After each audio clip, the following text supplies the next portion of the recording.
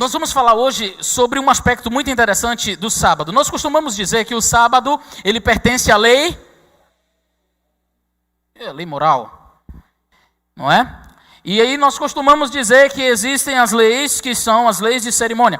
O professor Constantino explicou isso muito bem, e eu quero convidar você que está aqui nessa noite a voltar amanhã de manhã e também amanhã à noite. Nós estamos fazendo oficinas pela manhã e estamos fazendo as mensagens à noite. E estamos trabalhando assuntos muito interessantes. Eu, por exemplo, estou explicando sobre perfeccionismo. Hoje nós trabalhamos aí alguns conceitos muito interessantes. A partir de amanhã nós vamos já falar sobre... Eu acredito que nós falaremos sobre a última geração. Essa ideia de impecabilidade absoluta aqui na Terra, a gente vai entender um pouco mais sobre isso amanhã de manhã, então eu quero convidar você a estar aqui. Mas o professor Constantino, ele explicou uma coisa muito interessante. Na mentalidade judaica, a lei de Deus é o todo, eles não particionavam como nós particionamos. Entretanto, não é errado, não é pecado você entender a lei sob um aspecto moral, a lei sob um aspecto cerimonial. A lei, ela pode ser vista por um prisma, por um aspecto civil, dietética, ok? Então, a lei é um conjunto, é o todo, e na mentalidade judaica tudo era lei. Mas nós sabemos que tem a lei de Deus, ela tem o seu aspecto moral, o seu aspecto cerimonial. E por que eu estou dizendo isso? Porque se eu digo que a lei de Deus, ela tem um aspecto cerimonial e também tipológico, toda tipologia, ela precisa encontrar o tipo vai encontrar o seu antítipo, ok? Sempre é assim. Se eu tenho um cordeiro, não é que a gente diz assim, não, que a lei cerimonial foi abolida na cruz. Você pode usar esse tipo de linguagem, mas eu prefiro a linguagem da sombra encontrando com a realidade. Não é que ela é abolida, não é que jogar... Não, Deus fez, mas agora não está servindo mais não, pessoal. Pode jogar no lixo, não se joga no lixo. Deus fez e agora a sombra encontrou a realidade. Então por que eu não mato mais cordeirinho? Porque já tem um cordeiro que morreu. Por que eu não pratico a cerimônia do Yom Kippur, do dia da expiação? Porque o verdadeiro cordeiro já subiu e já está fazendo isso no santuário celestial. Então não é que foi abolido, foi jogado no mato, não precisa mais. É que agora eu não tenho mais a sombra, agora eu já tenho uma realidade, então eu não preciso ficar com a sombra. Só que os 10 mandamentos da lei de Deus, e de maneira muitíssimo interessante, foi explanado para nós aqui, pelo professor Constantino, esse aspecto moral, ele não é tipológico, tá? E que fique claro isso, os 10 mandamentos, eles não são tipológicos. E quando nós falamos de tipologia, por exemplo... Eu digo assim, não matarás. Não matarás. Mas isso é o tipo. Até chegar Jesus, o antítipo. E quando chega Jesus, aí agora a tipologia encontrou o seu auge. Então não matarás agora pode matar. Em Jesus agora, pode? Não existe tipologia. Os 10 mandamentos, eles não são tipológicos. Não existe sombra e realidade. Eles são um código moral que regula todos os outros conforme foi explanado hoje pela manhã. Muito bem. Sabendo disso... eu queria analisar com você um aspecto tipológico do descanso. Naturalmente, não trata-se do sábado da lei dos 10 mandamentos. O sábado, ele sempre foi o memorial de Deus com a humanidade. Sua origem remonta aos dias da criação. Quando Deus, então, termina a sua obra criatória, ele então diz... Eu queria convidar você a ler comigo Gênesis capítulo 2, versos 2 e 3. Assim foram acabados, e havendo acabado Deus o dia 7º a sua obra que tinha feito, descansou de toda a obra que tinha feito, e abençoou Deus o dia 7º e o santificou, porque nele descansou de toda a obra que como Criador fizera. Eu preciso fazer um preâmbulo linguístico com vocês aqui. Nós vamos entender algumas coisas. A língua hebraica ela é uma língua muito rica, segundo alguns linguistas. Ela tem aproximadamente o hebraico bíblico, naturalmente, porque o moderno tem muito mais. Mas o hebraico bíblico ele tem em torno de 8.000 vocábulos, 8.000 verbetes. Ou seja, se você decorar 8.000 palavras, você fala tudo que tem no Antigo Testamento. Para vocês terem uma ideia, a língua portuguesa, segundo Hawais, um dos dicionários mais importantes que temos, o Aurélio, enfim, conta com aproximadamente 230.000 palavras. A língua portuguesa, 230.000 palavras. Portanto, a língua portuguesa tem muito mais palavras do que a língua hebraica. E aí a gente fica perguntando, mas por que ela é rica? Dizem alguns linguistas que quanto mais palavras uma língua tenha para expressar um pensamento, mais pobre esta língua é. A língua hebraica consegue, com pouquíssimas palavras, expressar muita coisa. Muita coisa.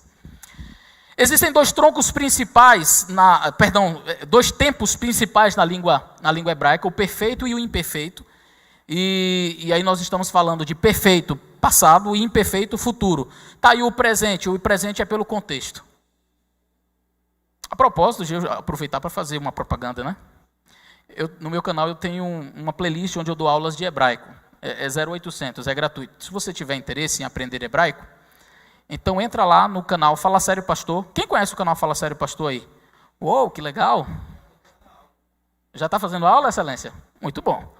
Então lá nós damos aulas de hebraico. Eu trabalhei como monitor de hebraico durante um período lá no SALT, e depois retornei e lecionei a matéria de exegese do Antigo Testamento para a turma de mestrado. Então, a gente adquiriu uma certa experiência nessa área aí. Então, se você tiver interesse, entra lá e faz as aulas, é gratuito, você pode baixar o conteúdo.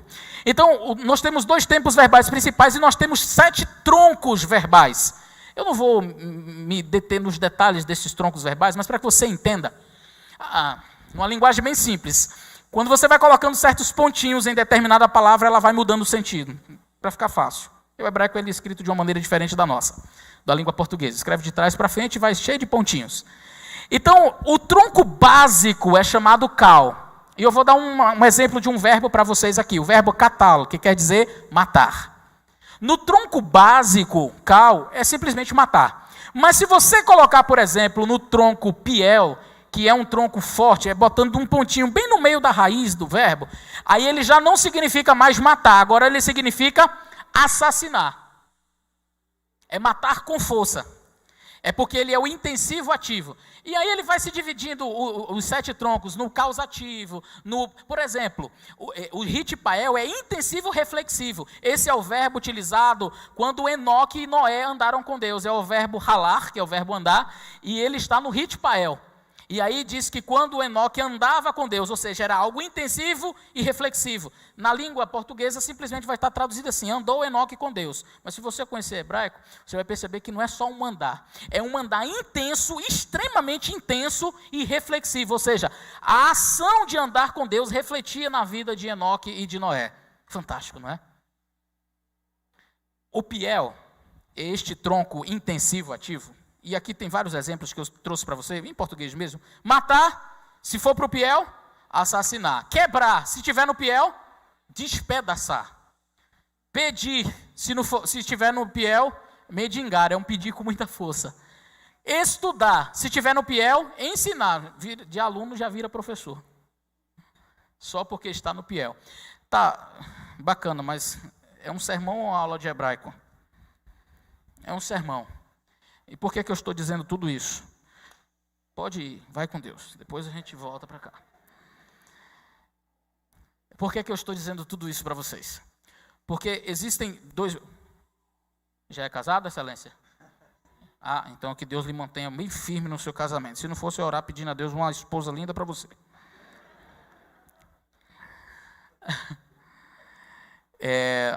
Então, os dois verbos principais aqui. Abençoou e santificou. Adivinha em que tronco verbal está? Deus abençoou e santificou o dia do sábado. Piel.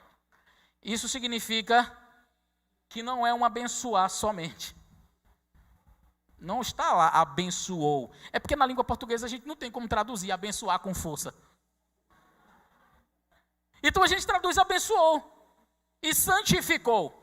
A expressão hebraica abençoou ali, que é vaishbot, na verdade ali é cessou, vaiarer, que é abençoar, e vai kadesh, daí vem a palavra kadosh, que é santificar, tornar santo, estão no piel, todas as duas. Se fosse traduzido literalmente, seria assim a tradução.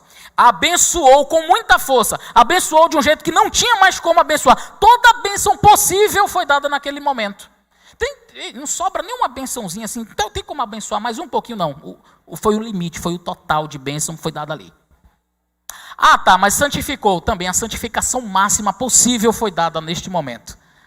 E aí eu fiz um questionamento, porque algumas pessoas disseram assim, não, mas antes do Sinai não se guardavam os 10 mandamentos, Adão nunca guardou o sábado. Aí eu pergunto, para que Deus abençoou? Veja, isso aqui acontece no 7º dia, Adão já tinha vindo à existência no 6º dia. E agora eu fico imaginando Adão sendo criado, e chega no 7º dia, Deus diz, abençoado seja este dia, numa bênção muito forte, e santifica de uma maneira muito forte. E eu fico imaginando Adão perguntando, né? E aí, Senhor, por que o Senhor está abençoando? Não, para nada não, Adão. Como assim, Senhor? Não, isso aqui não é nada, você não precisa nem guardar. Mas o que é? Por que o Senhor está fazendo? Não, você vai pecar um dia, aí depois vai vir Moisés, aí vai ter uma lei, aí lá vai ser obrigatório. Faz sentido? Óbvio que não. Então, se Deus abençoa e santifica, eu fico imaginando Adão perguntando, por que o Senhor está fazendo? Porque esse dia é especial. Memorial, então, o sábado, ele é um memorial criativo. Deus, ele abençoa e ele santifica. O sábado é um memorial da criação. E quando você vai a Êxodo no capítulo 20, isso fica muito claro. Lembra-te do dia de sábado para o santificar. 6 dias trabalharás e farás toda a tua obra, mas o 7º dia é o sábado do Senhor teu Deus. Nele não farás nenhum trabalho.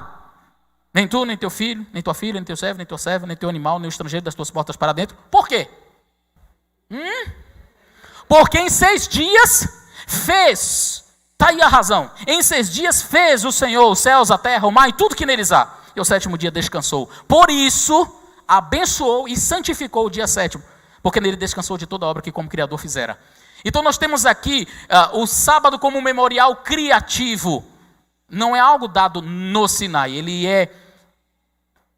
é ratificado no Sinai. Ele é impresso numa pedra no Sinai, mas ele já existia. Mas o sábado também é um memorial redentivo.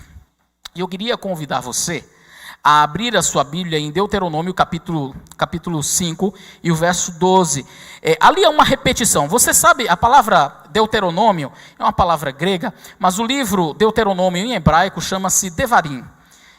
São umas palavras. É um resumo que Moisés faz de tudo aquilo que Deus havia ensinado ao povo de Israel.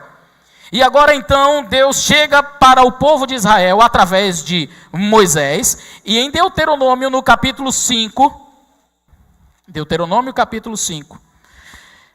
os versos 12 em diante, Deus diz assim, Moisés, repetindo as palavras do Senhor, ele diz, guardarás o dia de sábado, ou guarda o dia de sábado para santificar, como te ordenou o Senhor teu Deus. Veja que aqui na verdade não é o Senhor Deus falando como acontece em Êxodo 20. Aqui é Moisés falando, repetindo as palavras do Senhor, mas colocando as suas próprias impressões. Verso 14, mas o 7º dia é o sábado do Senhor teu Deus. Perdão, verso 13, 6 dias trabalharás e farás toda a tua obra, mas o 7º dia é o sábado do Senhor teu Deus, não farás nenhuma obra nele. Nem tu, nem teu filho, nem tua filha, nem teu servo, nem a tua serva, nem um boi, nem um jumento, nem um animal algum teu, nem cachorro, nem o estrangeiro que está dentro das tuas portas, porque para que o teu servo, presta bem atenção nisso aqui, para que teu servo e a tua serva descansem como tu, por quê? Verso 15, porque te lembrarás que foste servo na terra do Egito, e que o Senhor Deus te tirou dali com mão forte e com braço estendido, pelo que o Senhor teu Deus te ordenou que guardasses o dia de sábado.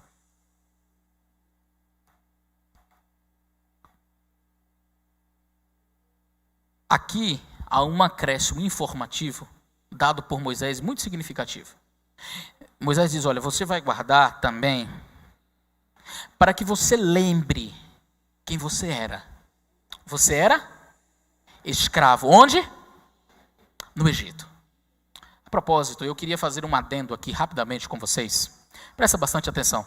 Já foi falado isso aqui umas 2 ou 3 vezes, acerca da lei e quando ela é dada. Deus, ele redime o povo, ele fala isso, o professor Constantino falou sobre a questão da suzerania e do vassalado, os vassalos, né? E os códigos que haviam ali entre os hititas. E ele apresentou de maneira muito interessante como que o suzerano, ele fazia o seu preâmbulo introdutório e ele dizia o porquê que ele estava dando as suas leis. Deus, ele diz, eu sou o Senhor que te tirei da terra do Egito e da casa da servidão. Por isso não terás outros deuses diante de mim. Perceba, Deus ele não dá a sua lei para o pessoal que está no Egito, depois ele leva o pessoal para a região de Canaã. Deus resgata, Deus salva e depois ele dá a sua lei. Sabe por quê? Presta bastante atenção. Deus não dá 10 mandamentos para quem é escravo. Os 10 mandamentos não são dados para aqueles que são escravos. Há muitas pessoas dizendo por aí: mas eu não preciso da lei, eu não preciso de mandamento, eu não preciso de nada disso, porque eu estou salvo em Jesus, eu tenho a graça. Ei, querido, se você acha que não precisa dos 10 mandamentos, você ainda está no Egito. Eu não quero 10 mandamentos. Você é escravo, porque Deus não dá mandamento para quem é escravo. Deus só dá os seus mandamentos para quem é livre. Deus te liberta. E aí ele te oferece os 10 mandamentos. Os mandamentos do Senhor não são dados para aqueles que são escravos. Só obedece os 10 mandamentos do Senhor aquele que é livre. Então, quando a pessoa não quer obedecer, quando ele não está nem aí para os 10 mandamentos, ele só está dizendo uma coisa para mim: ele ainda é escravo. Ele ainda está no Egito. No momento em que ele for liberto do Egito, ele vai receber os 10 mandamentos do Senhor e vai observá-los. Muito bem. Existe uma palavrinha, a palavra hebraica zahar, o verbo zahar. Em Gênesis, em Êxodo capítulo 20 e o verso 8, a primeira frase, Zahor et yom hashabat lekadesho.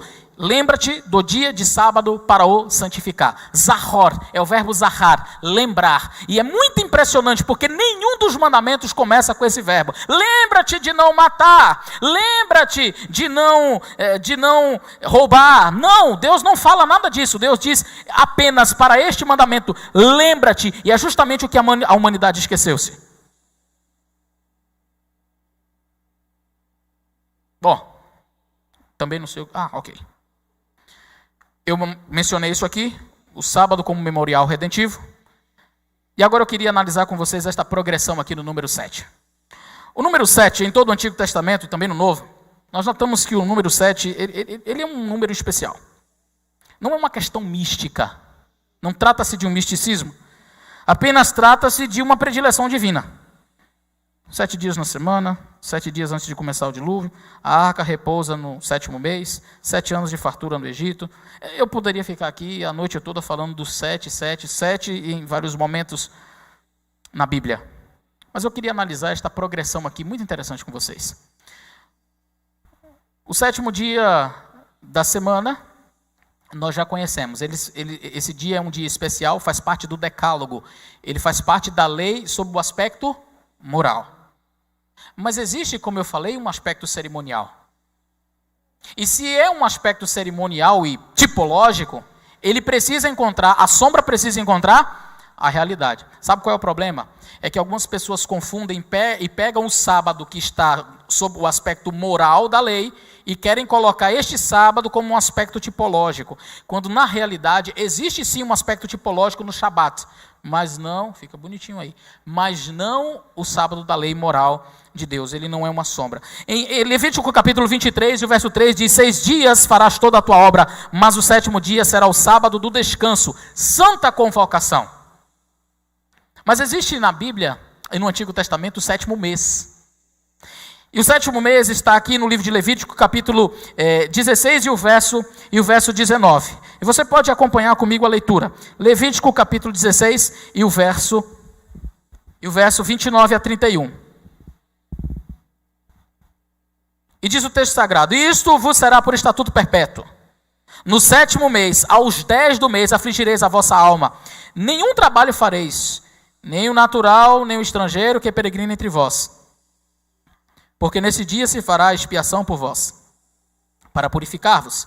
E sereis purificados de todos os vossos pecados perante o Senhor. É um sábado de descanso para vós, e afligireis as vossas almas. Estatuto perpétuo. 7º mês. Nesse 7º mês havia uma coisa muito interessante. Havia esta santa convocação. E esta santa convocação era chamada de o Shabat. O 7º mês, aos dias 10 do 7º mês, nós também conhecemos esse dia como o dia da expiação. O Yom Kippur. O dia da expiação. Era considerado um dia sagrado. Agora deixa eu te fazer uma pergunta. Todo dia 10 do mês 7º cai no sábado? Então esse sábado poderia cair numa quinta. Ele poderia cair numa segunda. A palavra sábado, Shabat, quer dizer descanso. O dia da expiação, portanto, aqui, era o sábado, o 7º dia da semana da lei de Deus? Sob o aspecto moral? Não. Aqui nós temos um aspecto tipológico. E como é que nós olhamos para essa tipologia? Eu tenho aqui um momento do dia da expiação. A expiação, Jesus era representado por aquele bode que era sacrificado. E aí, futuramente, nós entendemos que esse dia da expiação, ele ocorre, o ritual completo, a morte do Cordeiro e o trabalho de Cristo sendo exercido no santuário celestial, ok? Então a tipologia encontra-se aqui de maneira muito clara e muito importante. É uma doutrina distintiva para nós, adventistas do sétimo dia. Mas aí você tem o 7º ano. Perdão, já falei do 7º mês? Já falei do 7º mês. Agora vamos para o 7º ano. O 7º ano era o ano de descanso da terra. Está aqui no livro de Levítico, capítulo 25, verso 1 a 7. Levítico, capítulo 25, e o verso 1 a 7. Diz assim: quando o teu irmão... verso 1 a 7. Diz assim: falou mais o Senhor no monte Sinai, dizendo: fala aos filhos de Israel, quando tiverdes entrado na terra que eu vos dou, então a terra guardará um sábado ao Senhor. Quem? A terra guardará um sábado ao Senhor. 6 anos semearás a tua terra, 6 anos podarás a tua vinha e colherás a sua novidade. Porém, no 7º ano não haverá então haverá sábado para a terra. Um sábado para o Senhor. Não semearás o teu campo, nem podarás a tua vinha. O que nascer de si mesmo na sua cega, não cegarás. E as uvas da tua vide não tratada, não vidimarás. Ano de descanso será para a terra, mas a novidade do sábado da terra vos será por alimento. E ali o teu servo e a tua serva, e o teu jornaleiro, e o estrangeiro que peregrina contigo, o teu gado e os teus animais que estão na tua terra, toda a sua novidade será por mantimento. Era um ano muito especial. Você poderia colher durante 6 anos. No 7º ano você não plantava, você não colhia, você deixava a terra lá. E sabe o que acontecia? De maneira impressionante, Deus fazia com que aquela colheita fosse multiplicada, ela fosse de maneira assim, muito grande, ela fosse muito maior do que nos anos anteriores. E sabe por quê? Porque era para ajudar o órfão, a viúva, o necessitado, os animais, enfim. Todos tinham direito a entrar na sua terra, pegar, comer e tal. Ordem divina. 7º ano. Em Deuteronômio capítulo 15, verso 12 a 15 diz: quando o teu irmão, ainda sobre o 7º ano, chegava o 7º ano, olha o que o povo de Israel tinha que fazer, presta atenção. Quando o teu irmão hebreu ou a tua irmã hebreia se vender a ti, porque não tinha condições de pagar a dívida, 6 anos te servirá, mas o 7º ano o despedirás forro de ti. Agora presta atenção. O camarada estava devendo uma quantidade financeira. Ele não tinha como pagar. Ele dizia: então deixa eu trabalhar para você, para eu poder pagar pela minha dívida. Então ele se vendia como escravo. E ele trabalhava para aquela pessoa, mas ele só podia fazer isso por 6 anos. Quando o despedires de ti, não despedirás vazio. Antes, liberalmente o fornecerás do teu rebanho, da tua eira, do teu lagar, daquilo que o Senhor teu Deus tiver te abençoado, lhe darás. Lembrar-te-ás de que foste servo na terra do Egito e que o Senhor teu Deus te resgatou, pelo que te ordena hoje esta coisa. Impressionante. Porque se o indivíduo ele foi vendido, ele se vendeu porque ele não tinha condições financeiras, ele trabalha durante 6 anos, aí ele sai e ele é despedido de mãos vazias, ele vai voltar a contrair dívidas. Então, na verdade, não era uma espécie de escravidão, era até uma bênção. O indivíduo ele trabalhava, ele quitava a dívida, mas na hora de sair, não vai sair de mão vazia. Dê a ele o seu boi, dê a ele dos seus rebanhos, dê a ele da sua colheita, dê dinheiro para ele, não deixa ele sair de mão vazia, não. Ajude ele. Ok? 7º ano. Mas aí, tem o 49º ano. O sábado dos sábados. O Shabat do Shabat. Percebe a progressão? 7º dia, 7º mês, 7º ano, 49º. Se a coisa estava boa até agora, imagina este último. Levítico capítulo 25, verso 13 e também aqui o verso 38. Também contarás 7 semanas de anos, 7 vezes 7 anos. De maneira que os dias das 7 semanas de anos te serão 49 anos. Então no mês 7º, ao 10 do mês, farás passar a trombeta do jubileu. No dia da expiação fareis passar a trombeta. Então, era o 49º. Além disso, tinha que ser no dia da expiação. Era o 7 do 7 do 7, gente. Era algo impressionante esse dia. E aí diz assim: santificareis o 50º e apregoareis liberdade na terra a todos os seus moradores. Liberdade para todos os moradores. Ano de jubileu vos será, e tornareis cada um a sua possessão. Tornareis cada um a sua família. 50º ano será o jubileu. Não semeareis, nem cegareis, e o que dele nascer será para as pessoas, né? Porque jubileu é santo será para vós. Na novidade da terra não comerás. E aí, mais à frente, ele vai dizer: porque eu sou o Senhor que te tirei da terra do Egito novamente. Deus relembra ao povo. Capítulo 25, e o verso 8, até o verso 38. Mas assim, aqui, se você pegar o livro de Levítico depois e ler em casa, você vai perceber que neste ano era o ano de... Às vezes a dívida era tão alta que ela tinha que dar um pedaço da sua terra. E ele pegava então, por exemplo, ele está devendo muito e dizia: olha, fica com a minha terra. E aí o indivíduo pegava a terra dele, usava a terra dele, plantava, colhia, ganhava em cima, mas quando chegava no ano do jubileu, ele tinha que devolver. Porque Deus diz: a terra é minha. Deixa com a família dele. Então, quando chegava no ano do jubileu, voltava tudo para a família original. Este era um ano de bênção para o povo. Qualquer escravo, se você ler o capítulo 25, você vai perceber que Deus fala aqui dos escravos. Ele diz: olha, aquele que foi escravo, que trabalhou para você, você deve devolvê-lo, você deve libertá-lo. Eu fico imaginando aquelas pessoas que vinham para aquela região, que eram escravos de outras nações, e eu fico imaginando agora, chega no 7º dia, ninguém trabalha. Legal. Eu sou um escravo felizardo, eu trabalho para esse povo aqui, mas no 7º dia eu não trabalho. Nem tu, nem teu filho, nem teu servo. Chegava o 49º ano, pode ir embora. Pode ir embora. Você está livre. Alforria. Você é um homem livre. Puxa, que impressionante. Era uma libertação para o escravo. Esse ano também era um ano de apregoar. Este ano era conhecido como o ano aceitável do Senhor. Está aqui no capítulo 25. Para ajudar o pobre e o necessitado, enfim, era chamado o ano aceitável do Senhor. Há uma menção deste ano, sabe aonde? No livro de Isaías. Eu quero convidar você a ler este livro, nós já estamos encerrando. Isaías capítulo 61.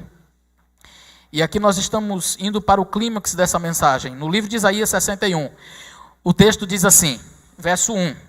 O Espírito do Senhor está sobre mim, porque o Senhor me ungiu para pregar as boas novas aos mansos. Enviou-me a restaurar os contritos de coração. Proclamar a liberdade aos cativos e abertura de prisão para os presos. Verso 2.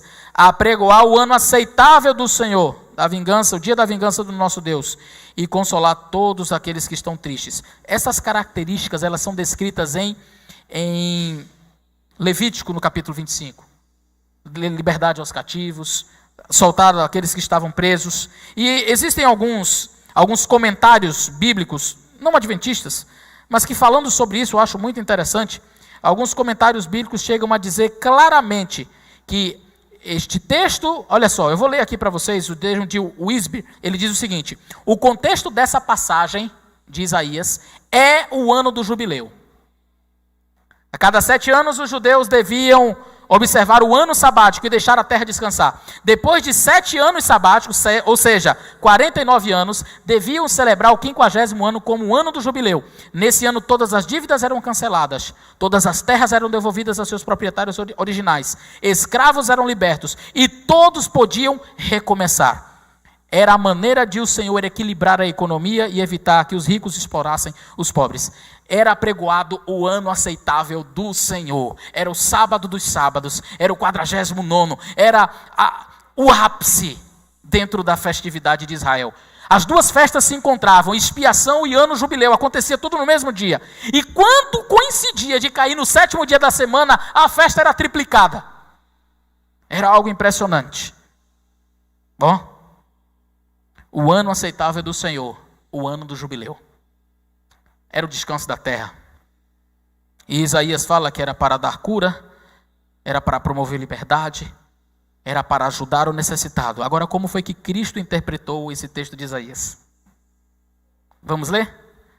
Em Lucas capítulo 4 e o verso 18 a 21, Jesus lê exatamente Isaías. Em Lucas capítulo 4, verso 18 a 21, diz o texto: o Espírito do Senhor está sobre mim, pois que me ungiu para evangelizar aos pobres, enviou-me a curar os quebrantados de coração, a pregoar liberdade aos cativos e dar vista aos cegos, pôr em liberdade os oprimidos e anunciar o ano aceitável do Senhor. Verso 21. Então ele começou a dizer-lhes, o que Jesus disse? Hoje se cumpriu a profecia. O tipo encontrou o antítipo. A sombra encontrou a realidade. Em outras palavras, Jesus estava dizendo: eu sou o jubileu. Eu sou o ano aceitável do Senhor. Em mim há descanso. Em mim os pobres são vistos. Em mim as vistas são devolvidas aos cegos. Em mim o oprimido é liberto. Em mim eu sou o ano aceitável do Senhor. Eu sou o Shabat do Shabat. Eu sou a perfeição da perfeição. Eu sou o sábado dos sábados, o jubileu. Esta tipologia que havia deste sábado cerimonial cumpre-se em Cristo. E ele diz: eu sou o jubileu. Me aceitem. O que os judeus fazem? Os judeus não aceitam. Eles simplesmente pegam em pedras e querem matar Jesus. Os judeus estavam dizendo naquele momento: você não é o nosso Shabat. Você não é o nosso descanso. Você não é o nosso jubileu. Não. Nós não te aceitamos como nosso sábado. Nós não te aceitamos como nosso descanso. Você não é o cumprimento de Isaías. Triste, não? A profecia se cumprindo diante deles. E eles rejeitam. E eles ali estão dizendo: não. Não. Eu queria dizer uma coisa para você. Se Cristo não for o teu Shabat, e aqui eu não estou falando do 7º dia da semana, tá? Não estamos aqui, eu já expliquei isso no início, mas é só válido ressaltar, para que ninguém depois corte meu vídeo e diga que eu estou falando heresias. Eu estou falando do aspecto tipológico, do aspecto cerimonial, e não do 7º dia da semana, o aspecto moral. Está claro? E esse aspecto cerimonial permanece. Desde o dia em que a sombra encontrou a realidade, Cristo, ele é o nosso jubileu, o nosso Shabat dos Shabats, o sábado dos sábados. Mas se Cristo não for o teu Shabat, você não terá descanso. Se ele não for o meu sábado, eu posso guardar todos os sábados da terra, inclusive o sábado do 7º dia da semana. Se Cristo não for o meu Shabat, eu não terei descansado. Se você crê em Cristo como seu Salvador, então está vivendo dias semelhantes ao do ano do jubileu. Você foi liberto da escravidão. Suas dívidas espirituais foram pagas. E você está vivendo um ano aceitável do Senhor. O desejo de Cristo é que você descanse nele. Ele disse: eu sou o jubileu. Eu sou o Shabat do Shabat, a perfeição da perfeição. O sábado dos sábados. Em mim se cumpre a profecia. Ele precisa ser tudo para você. Ele não pode ser apenas uma parte para você. Ele tem que ser tudo para você. Ele tem que ser o teu respirar. Ele tem que ser o teu sorrir. Ele precisa ser o teu universo. Se Cristo não for tudo para você, então ele não é nada. Deus não divide a atenção. Ou ele é tudo, ou ele não é nada. Ou ele representa tudo para você, ou ele não representa nada. Quem é Jesus para você? É o teu descanso? Quem é Jesus para você? Não faça como o judeu. Não olhe como o judeu dizendo: não, você não é o meu descanso, você não é o meu Shabat. Eu descanso de outra forma. Eu tenho outras maneiras de encontrar descanso nesse mundo. Não existe maneira de encontrar descanso nesse mundo a não ser em Cristo. Ou você o aceita e descansa nele, ou nenhum descanso será válido aqui na terra. Que ele seja tudo para você.